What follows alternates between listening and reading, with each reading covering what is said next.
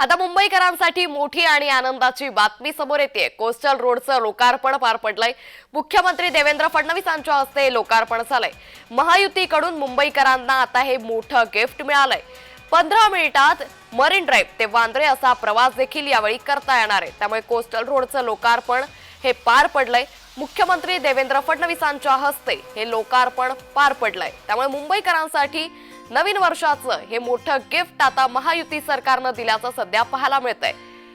तरी दृश्य आपण पाहतोय, यावेळी कोस्टल रोडचं हे लोकार्पण पार पडलं आणि यावेळी मुख्यमंत्री देवेंद्र फडणवीसांनी या रोडवरून प्रवास देखील केलाय। तर उद्यापासून 27 जानेवारी पासून या रोडवरची दुतर्फा वाहतूक देखील सुरू होणार आहे। त्यामुळे मुंबईकरांसाठी ही मोठी आणि आनंदाची बातमी समोर येते।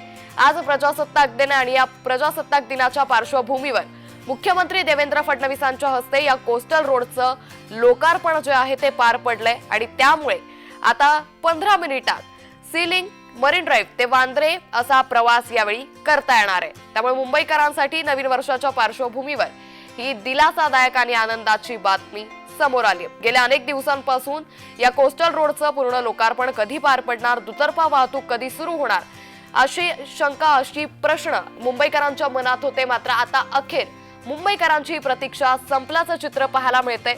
मुख्यमंत्री देवेंद्र फडणवीसांच्या हस्ते या कोस्टल रोडचं लोकार्पण पार पडलं आणि या लोकार्पणानंतर मुख्यमंत्री देवेंद्र फडणवीसांनी या गाडीमधून या कोस्टल रोडवरती प्रवास केलाय। तर उद्यापासून म्हणजे 27 जानेवारी पासून कोस्टल रोडवरच्या या मार्गावर दुतर्फा वाहतूक देखील सुरू होणार आहे। त्यामुळे 2025च्या सुरुवातीला मुंबईकरांसाठी आनंदाची बातमी।